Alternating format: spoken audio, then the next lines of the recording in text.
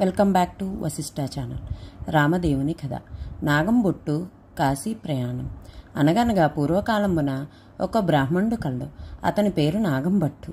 ఆయనకు ఒక పుత్రుడు ఒక పుత్రిక కలరు. పుత్రుని పేరు నారాయణ భట్టు, పుత్రిక పేరు నారాయణమ్మ. వారు చాలా బీదవారు. భిక్షాటన చేసి కుటుంబ పోషణ చేసుకునేవాడట. అలా కొన్నాళ్ళు అయ్యేసరికి నాగంబొట్టు కాశీకి వెళ్ళి ధనము సంపాదించుకోవలేనని బుద్ధి పుట్టి అంతట భార్యతో చెప్పి తెల్లవారుజామున లేచి కాశీకి ప్రయాణమై వెళ్ళుచున్నాడట. అలా వెళ్ళగా కొంత దూరం వెళ్ళేసరికి దారిలో సూతులవారు, వ్యాసులవారు, నారదులవారు ప్రత్యక్షమైరి. ఓ బ్రాహ్మణుడా, ఎక్కడకు వెడుతున్నావు అని అడిగిరి. అయ్యా, నేను కాశీకి ధనము సంపాదించుకుంటకు వెళ్ళుచున్నాను అని చెప్పాను. అప్పుడు వారు, వెర్రి బ్రాహ్మణుడా, కాశీకి వెళ్ళితే నీకు ధనము ఎవరైనా మూటకట్టి ఇత్తురా? కాశీకి వెళ్ళితే గంగా స్నానం దొరుకుతుంది, శ్రీ అన్నపూర్ణాదేవి సహిత విశ్వేశ్వరుల దర్శనము లభించును. కానీ కాశీకి వెళ్ళితే నీకు ధనము మూటకట్టి ఇస్తారా? మేము ఒక కథ చెబుతాము, వింటావా అని అడిగినారు. మీరు ఏ దేవుని కథో చెప్పవలసినది మహానుభావా, అది ఏమి కథ వివరించండి స్వామి అని వేడుకొనెను. అనగనగా పూర్వకాలమున కోసల రాజ్యము కలదు. ఆ రాజ్యము పాలించే దశరథ మహారాజు కలడు. ఆయన పిల్లల కోసం పుత్రికామేష్టి యాగము చేయగా దేవతలు ప్రత్యక్షమై పాయస పాత్ర ఇచ్చినారు. అది పట్టుకు వెళ్ళి తన భార్యలకు కౌసల్య, సుమిత్ర, కైకేయి అను ముగ్గురి భార్యలకు ఇచ్చినాడు. వారు ముగ్గురు భుజించగానే గర్భవతులైరి. నవమాసములు నిండగానే చైత్ర శుద్ధ నవమి నాడు పునర్వసు నక్షత్రమున శ్రీరామ, లక్ష్మణ, భరత, శత్రుఘ్నుల నలుగురు కుమారులు జన్మించినారు. వారు దినదిన ప్రవర్ధమానులు అగుచు బాలచంద్రుని వలె పెరుగుచుండిరి. కొన్నాళ్లయ్యేసరికి విశ్వామిత్రుడు వచ్చి రామలక్ష్మణులనిద్దరినీ యాగ సంరక్షణార్థం తనతో పంపమని దశరథ మహారాజును అడుగగా విశ్వామిత్రునితో రామలక్ష్మణులను పంపుటకు దశరథుడు అంగీకరించగా ముని వారిద్దరికీ బల అతి బలలనే విద్యలను నేర్పెను. రాముడు తాటకుని చంపి శివుని విల్లు విరిచి సీతను పెండ్లి ఆడి అహల్యాశాప విమోచనము చేసి పరశురాముని గర్వభంగము చేసి కైక కోరిక చేత 14 ఏండ్లు అరణ్యవాసములో ఉండగా రావణాసురుడు సీతను ఎత్తుకుపోగా లంకాపురమునకేగి లంకాదహనము చేసి రావణాసురుని వధించి విభీషణముకు పట్టము గట్టి తిరిగి వచ్చి పట్టాభిషిక్తుడయి సుఖముగా రాజ్యమును ఏలుచుండెను.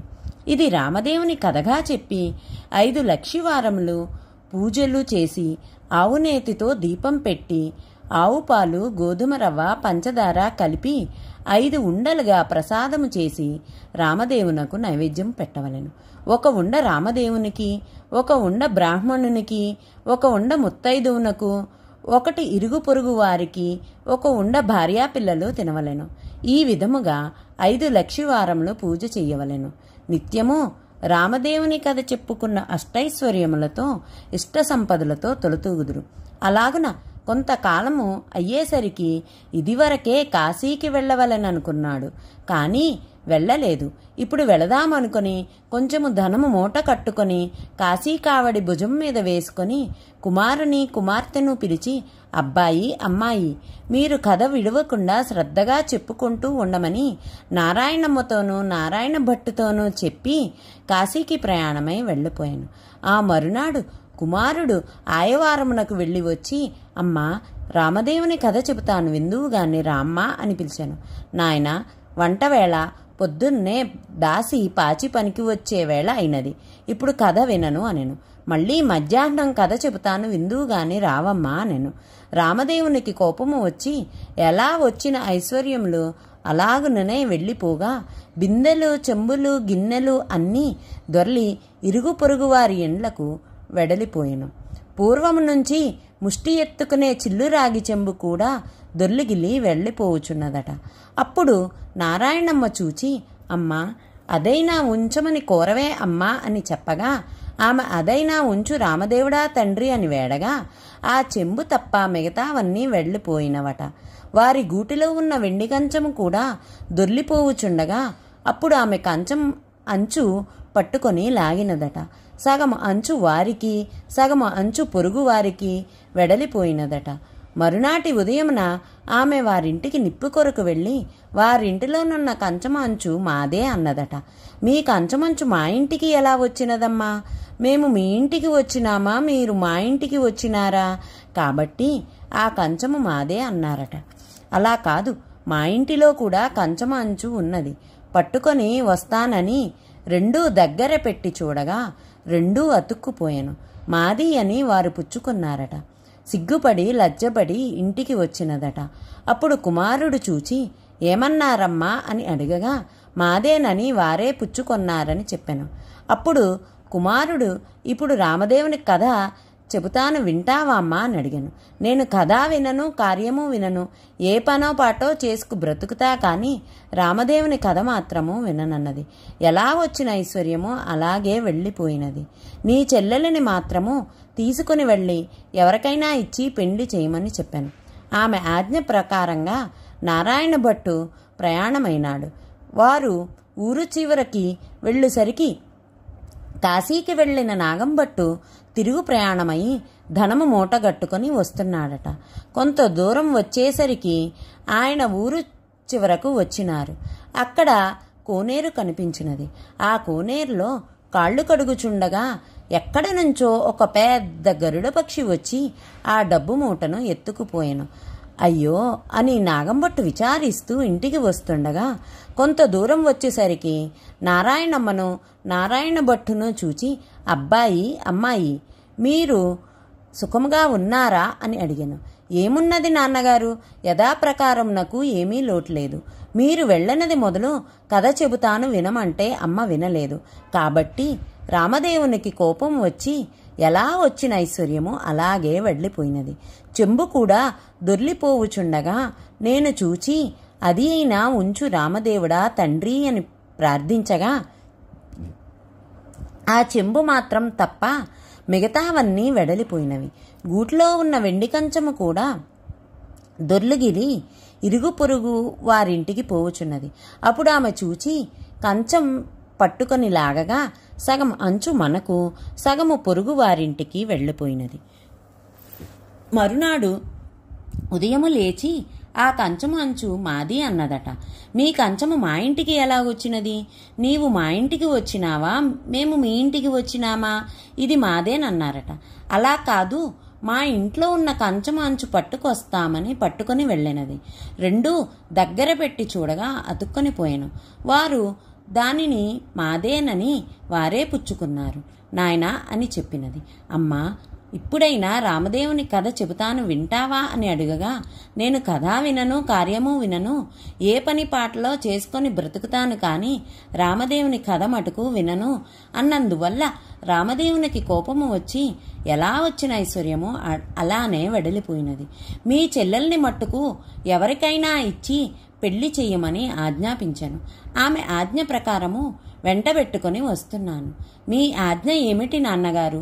సరే అలాగే చెయ్యమని చెప్పి నాగంభట్టు విచారిస్తూ ఇంటికి వెళ్ళినాడు. నారాయణ భట్టు నారాయణమ్మను వెంట నిడుకొని వెళ్ళుచుండెను. వెళ్ళగా వెళ్ళగా కొంత దూరం వెళ్ళేసరికి నారాయణ భట్టుకు ఒక బ్రాహ్మణుడు కనిపించాను. ఓ బ్రాహ్మణుడా, నీకు నా చెల్లెల్నిచ్చి పెండ్లి చేస్తాను, చేసుకుంటావా అని అడిగాను. నాకు పెండ్లి వద్దు, పేరంటము అక్కర్లేదని చెప్పాను. మరలా కొంత దూరం పోయేసరికి ఇంకొక బ్రాహ్మణుడు కనిపించాడు. నారాయణ భట్టు అతడితో, ఓ బ్రాహ్మణుడా, నా చెల్లెల్నిచ్చి పెండ్లి చేస్తాను, చేసుకుంటావా అని అడిగాను.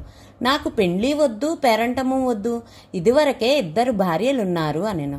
మరలా వెళ్ళుచుండగా త్రోవలో ఒక పెద్ద పూల తోట కనిపించినది. ఆ తోటలో అన్నా చెల్లెలు కూర్చుని రామకథ చెప్పుకుంటూ ఉండగా ఎక్కడ నుండో ఒక బ్రాహ్మణ యువకుడు వచ్చి పూలు కోసుకుంటుండగా ఆ యువకుడు చూచి, ఓ బ్రాహ్మణుడా, నీకు నా చెల్లెల్నిచ్చి పెండ్లి చేస్తాను, చేసుకుంటావా అనెను. పెండ్లి చేస్తానంటే వద్దంటానా, కానీ మా గురువుగారున్నారు, వారి ఆజ్ఞ ప్రకారము చేసుకుంటాను అనెను. మీ గురువుగారు ఎక్కడున్నారని అడగగా పలానా తోటలో ఉన్నారని చెప్పాను. వెంటనే నారాయణ భట్టు గురువుగారి దగ్గరకు వెడలి, అయ్యా గురువుగారు, మీ శిష్యుడికి నా సోదరినిచ్చి పెండ్లి చేస్తాను, తమరు ఒప్పుకుంటారా?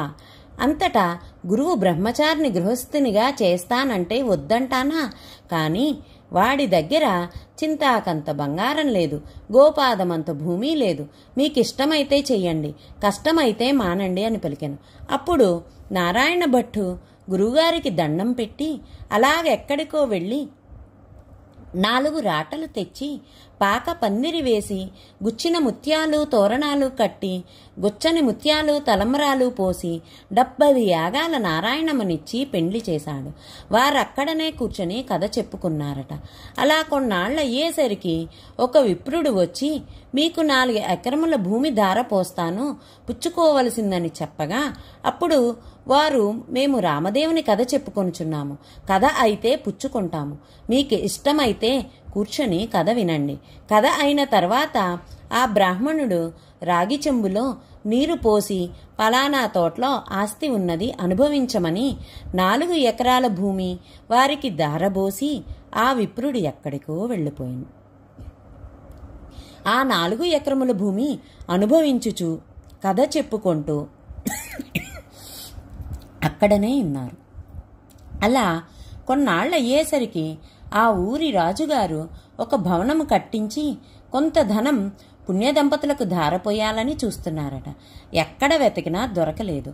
ఆ రాత్రి రామదేవుడు రాజు కలలో కనిపించి, పలానా తోటలో పుణ్యదంపతులున్నారు, వారిని తీసుకువచ్చి ధారపోయండని ఆజ్ఞాపించినారట. వారి ఆజ్ఞ ప్రకారం మరునాడు ఉదయమున లేచి 16 మంది బోయిలను పల్లకిని పంపిరి.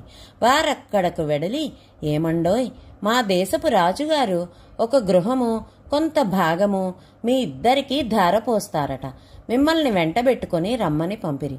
కావున రావాల్సిందండ్రి. మేము రామదేవుని కథ చెప్పుకొంటిమి, మీకిష్టమైతే కూర్చొని కథ వినండి అనగా, బోయీలు కథ విన్న తర్వాత ఆ పుణ్యదంపతులను తీసుకుని వెడలి రాజుగారికి అప్పగించిరి. రాజు సంతోషముతో ఆ గృహము ధనము వారికి ధారపోసి వెళ్ళిపోయిరి. అప్పుడు నారాయణమ్మ, నారాయణ భట్టు, ఆమె భర్త అక్కడ కూర్చుని ఆ గృహము ఆ ధనము 4 ఎకరముల భూమి అనుభవిస్తూ అక్కడ కథ చెప్పుకొనిచుండిరి.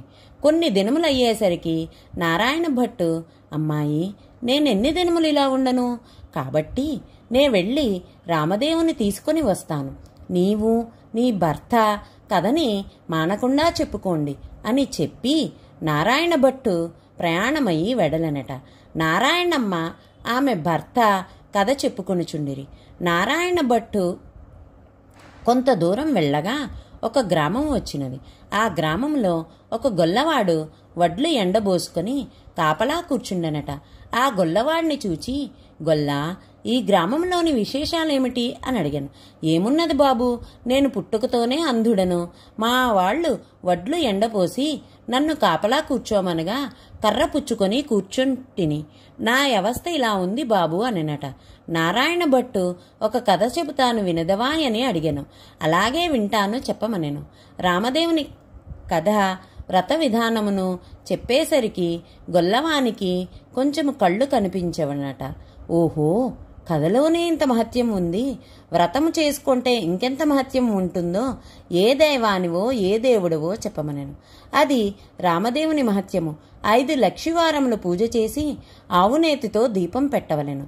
ప్రసాదం 5 ఉండలు చేసి రామదేవునికి, ముత్తైదుకు, బ్రాహ్మణులకు, ఇరుగు పొరుగు వారికి ఇచ్చి భార్యాపిల్లలు తినవలెను అని వెడలిపోయెను.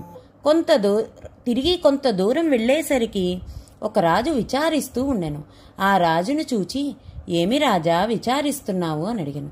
నాయనా, నా భార్యా బిడ్డలు పరారైనారు, నా రాజ్యము పరాయి రాజులు తీసుకొనిరి, నా అవస్థ ఇలా ఉన్నది బాబు అని చెప్పాను. నేను కథ చెబుతాను వింటావా అని అడిగాను. అలాగే వింటాను, చెప్పవలసింది మహానుభావా అనను. నారాయణ భట్టు రామదేవుని కథ అంతా చెప్పి వ్రత విధానమంతా వివరించను. ఆ రాజుగారు పరారైన భార్యాబిడ్డలు పరాయి రాజు తీసుకున్న రాజ్యము తిరిగి ప్రాప్తించను. అప్పుడు రాజు సంతోషముతో నారాయణ భట్టును చూచి, ఏమండి మహానుభావ, మీరు ఏ దేవుడవో చెప్పవలసినది. మిమ్మల్ని పూజ చేసుకుంటాము. నేను ఏ దేవుడనో కాను. ఇది రామదేవుని కథ మహత్యము. మీరు 5 లక్షివారములు 5 ఆదివారములు పూజ చేయమని చెప్పి వ్రత విధానమంతా చెప్పి మరలా కొంత దూరం వెళ్ళగా ఒక స్త్రీని చూచి, నారాయణ భట్టు ఎందుకు విచారిస్తున్నావు అని అడిగాను. అప్పుడు ఆమె, ఏముంది బాబు, చిన్నతనములోనే పెండ్లి అయినది. నా భర్త దేశాంతరం వెళ్ళినాడు. నా తల్లి తండ్రి అత్తమామలు కొన్నాళ్లు చూచి, ఎన్నాళ్లు నిన్ను ఇలాగున చూస్తాము అని వదిలివేశారు. కాబట్టి నా అవస్థ ఇలాగున్నది బాబు అని చెప్పినది. అప్పుడు నేనొక కథ చెబుతాను, వింటావా అనెను. అలాగే వింటాను బాబు, చెప్పమన్నది. నారాయణ భట్టు రామదేవుని కథంతా చెప్పి వ్రత విధానమంతా చెప్పేసరికి దేశాంతరము వెళ్ళిన ఆమె భర్త తిరిగి వచ్చాడు. తల్లి తండ్రి అత్తమామలు వచ్చారు. ఆమె సంతోషించి నారాయణ భట్టును చూచి, ఏమండి మహానుభావ, మీరు ఏ దేవాయనో మిమ్మల్ని మేము పూజ చేసుకుంటాము చెప్పమని అడిగాను. ఇదంతా రామదేవుని కథ మహత్యము. 5 లక్షివారములు 5 ఆదివారములు మానకుండా చెయ్యమని కథ విధానమంతా చెప్పి కొంత దూరం వెళ్ళేసరికి ఒక గ్రామం వచ్చినది. ఆ గ్రామంలో ఒక ఇల్లాలి ఇంటికి వెళ్ళి, అమ్మా పూజ చేసుకుంటాను, కొంచెం ఇల్లు ఇస్తావా అని అడిగాను. మా ఇంటిలో మడి ఆచారము కుదరదు, ఇల్లు లేదు, వెళ్ళిపొండు అనేది. అప్పుడు నారాయణ భట్టు, కోనేరైనా చూపించు తల్లి అని అడిగాను. తూర్పు దిశ ఈశాన్య మూలగా ఒక కోనేరున్నది, వెళ్ళమని చెప్పాను. అప్పుడు ఆ కోనేరు దగ్గరకు వెళ్ళి స్నానము చేసి మడిబట్ట ఆరవేసుకొని ఇల్లు ఇవ్వనన్న ఇల్లాలి ఎరుగు దగ్గరకు వచ్చి తూర్పు దిశ ఈశాన్య మూలగా ఒక పుచ్చుపీటకు పసుపు రాసి బొట్లు పెట్టి అందు రామదేవుని పటము పెట్టి కథ చదువుకొనుచున్నాడట. అంతలో ఆమె యువతలకు వచ్చి చూడగా నారాయణ భట్టు ఆమెకు తాంబూలము దక్షిణ ప్రసాదము ఇచ్చాడట. ఆమె పుచ్చుకొని లోపలికి వెళ్ళిపోయాను. నారాయణ భట్టు కథ చదువుకొని అక్షింతలు నెత్తిమీద వేసుకొని ఇంటి మీద వేసి వెళ్ళిపోయాను. అతడు ఇలా వెళ్ళగానే ఆ ఇల్లు ఇంద్రభవనమైనది. అప్పుడు ఆయవారమునకు వెళ్ళిన తన భర్త తిరిగి వస్తే ఆ ఇల్లు తెలుసుకోలేడని ఆమె వీధి అరుగు మీద కావలి కూర్చుని ఉండెను. ఇంతలో ఆమె భర్త ఎడమూట పెడమూట వేసుకుని ఇల్లు కానక కంగారు పడి అక్కడ నిలబడి ఉండెను. ఆమె చూచి, ఇల్లు ఇదే, ఇలా రండి, ఇది మన ఇల్లు కాదు, నేను రానని పలుకగా, ఇది మన ఇల్లే, ఇలా ఎందుకైనదో చెబుతాను వినండి. ఎక్కడి నుండో ఒక బ్రాహ్మణుడు వచ్చి పూజ చేసుకుంటాను, ఇల్లు ఇమ్మనెను. నేను మా ఇంటిలో మడి ఆచారము కుదరదు, ఇల్లు ఇవ్వనని చెప్పి తిని. అప్పుడు అతను ఒక కోనేరైనా చూపించమనెను. అప్పుడు నేను తూర్పు దిశగా ఈశాన్యమూల కోనేరున్నదని చెప్పి తిని.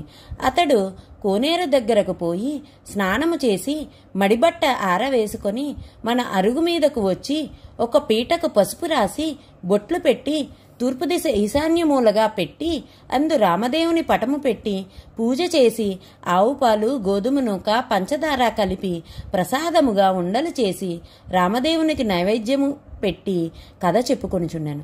నేను బయటకు వచ్చేసరికి తాంబూలాది దక్షిణ ప్రసాదములు నాకు ఇచ్చినాడు. నేను లోనికి వెళ్ళిపోయి తిని.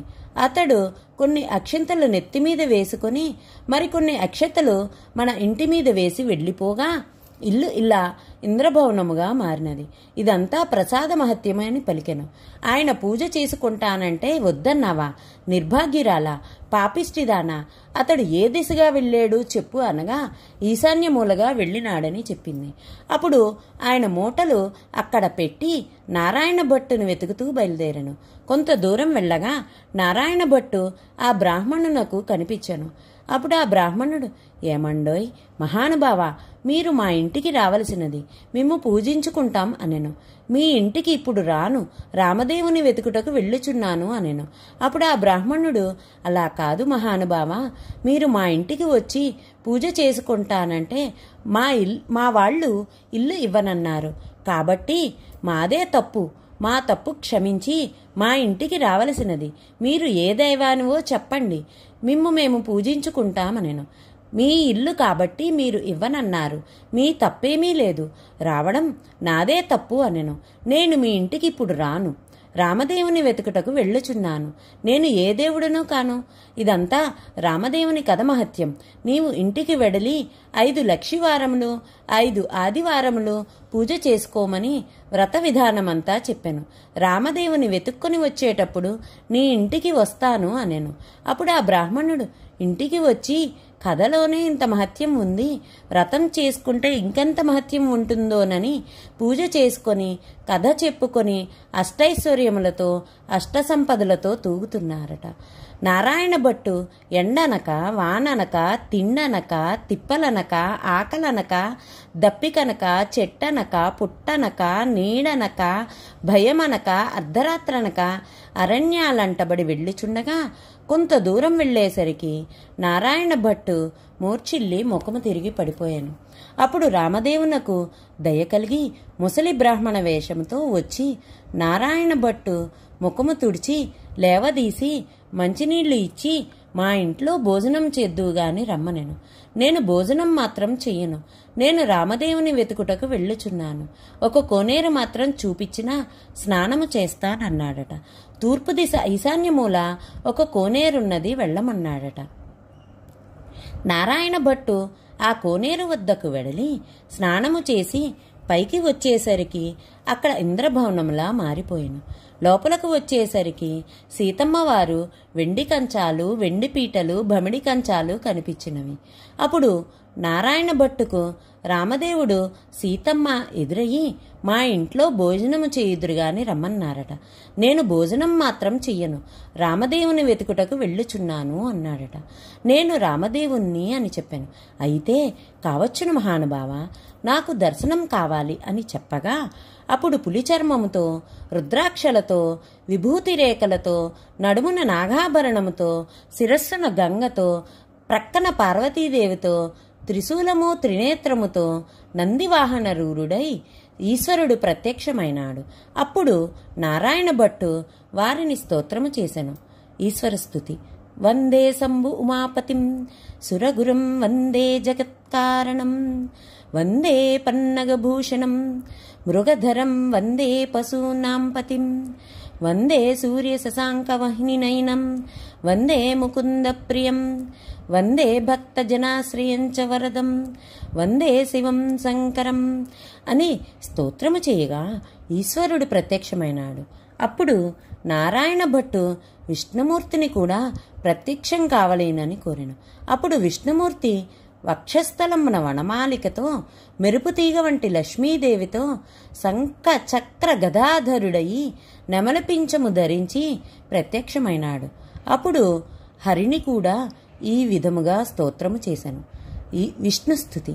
శాంతాకారం భుజగశయనం పద్మనాభం సురేశం విశ్వాకారం గగన సదృశం మేఘవర్ణం శుభాంగం లక్ష్మీకాంతం కమలనయనం యోగి హృద్యానగమ్యం వందే విష్ణుం భవభయహరం సర్వలోకైకనాదం అని స్తోత్రం చెయ్యగా విష్ణుమూర్తి ప్రత్యక్షమైనాడు.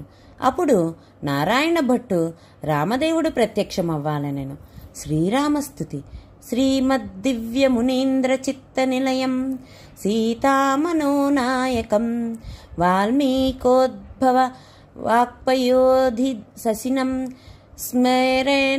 స్మరేసానం విస్మయం నిత్యం నీరద నీలకాయ కమలం నిర్వాణ సంధాయకం శాంతం నిత్య సునామయం శివకరం శ్రీరామచంద్రం భజే అని స్తోత్రం చేసేసరికి హనుమ, సీత, రామ, లక్ష్మణ, భరత, శత్రుఘ్నులు సపరివార సహితంగా శ్రీరామచంద్రుడు ప్రత్యక్షమైనాడు. అప్పుడు రామదేవుడు ఇప్పుడైనా భోజనం చేస్తావా అని నారాయణ భట్టును అడిగాను. అలాగే చేస్తా, కానీ భోజనమైన తర్వాత నాతో వస్తానని అభయహస్తమిస్తే భోజనం చేస్తానెను. రామదేవుడు నారాయణ భట్టుతో అలాగే వస్తానని అభయహస్తమిచ్చాను. అప్పుడు ఆ సీతమ్మ తల్లి 4 కూరలు, ఆవకాయ, పిండి వంటలతో పంచభక్ష్య పరమాన్నాలు వండి వెండి కంచాలు, బమిడి పీటలు వేసి వారి బందికోటి సపరివార సహితంగా నారాయణ భట్టుకు సీతామహాతల్లి భోజనం వడ్డించాను. అందరూ భోజనములు చేసి లేచి కర్పూర తాంబూలములు వేసుకున్న తర్వాత నాతో వస్తానని అభయహస్తమిచ్చావు. కావున మా ఇంటికి నాతో రావలసినదని కోరాను. అప్పుడు నారాయణ భట్టు ముందు, రామదేవుడు వెనుక తాను బయలుదేరి వెళ్ళుచున్నారు. అంతా కొంత దూరం వెడలి నారాయణ భట్టు వెనుకకు తిరిగి చూచెను. అప్పుడు ఆ రామదేవుడు కనిపించలేదు. అంత నారాయణ భట్టు ముఖము తిరిగి మూర్ఛ వచ్చి నేల మీద పడిపోయాను. అప్పుడు రామదేవునకు దయ కలిగి ఒక ముసలి బ్రాహ్మణ వేషంలో వచ్చి నారాయణ భట్టు ముఖము తుడిచి లేవదీసి మంచినీళ్లు ఇచ్చి, ఏమీ ఇలాగున పడిపోయినావు? నాతో నడువలేని వాడవు, నన్ను ఎందుకు రమ్మన్నావు అని అడిగాను. దేవా, నీ మహిమను బ్రహ్మాది దేవతలు, యోగీశ్వరులు, మునీశ్వరులు, తపస్సాలులు తెలుసుకోలేరు. మీ మహత్యము తెలుసుకుంటకు నేనెంత వాడను. నా తప్పులు క్షమించి నాతో రావలసినదని రామదేవుని నారాయణ భట్టు ప్రార్థించెను. అప్పుడు రామదేవుడు అలాగే వస్తాను అని, నీవు వచ్చినప్పుడు ఎవరి ఇళ్లకు వెళ్ళినావో వారి ఇళ్లకు నన్ను కూడా నీ భుజాలపై నెక్కించుకొని తీసుకెళ్లమనెను. అప్పుడు నారాయణ భట్టు రామదేవుని భుజాలపై ఎక్కించుకొని కొంత దూరం వచ్చేసరికి ఇల్లు ఇవ్వనని చెప్పిన ఇల్లాలి ఇంటికి వచ్చిరి. అచట ఆ ఇల్లు ఆమె భర్త కూర్చొని రామదేవుని కథ చెప్పుకొనుచున్నారు. వారి భక్తికి మెచ్చి వారికి అష్టైశ్వర్యములు, ఆయురారోగ్యములు ఇచ్చి సిరి సంపదలు బాయకుండా కాపాడి రక్షించెను.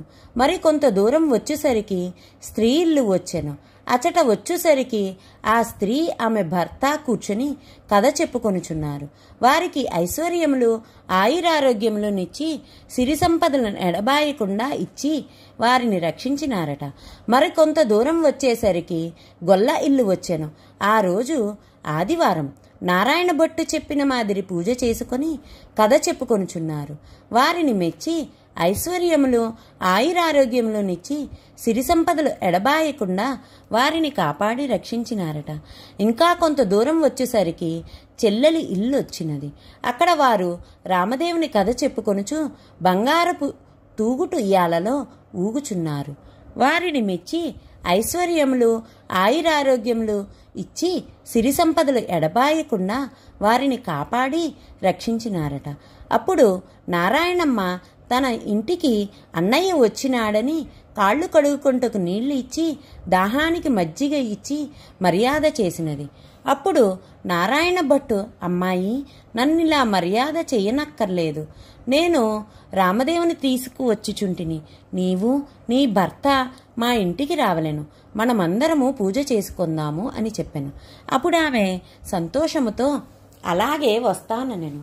నారాయణమ్మ ఆమె భర్తతో, నారాయణ భట్టు రామదేవునితో సహా వారందరూ బయలుదేరి వారి గ్రామము పొలిమేరకొచ్చేసరికి గ్రామంలోని వారు కొందరు చూసి పరుగున పోయి వారి తల్లిదండ్రులతో, ఏమండోయ్ నాగంభట్టు గారు, మీ అబ్బాయి, అమ్మాయి, అల్లుడు ఇంకా ఎవరెవరో బయలుదేరి వచ్చుచున్నారు. ఆ నాగంభట్టు యొద్దకు పరుగున వెడలి చెప్పిరి.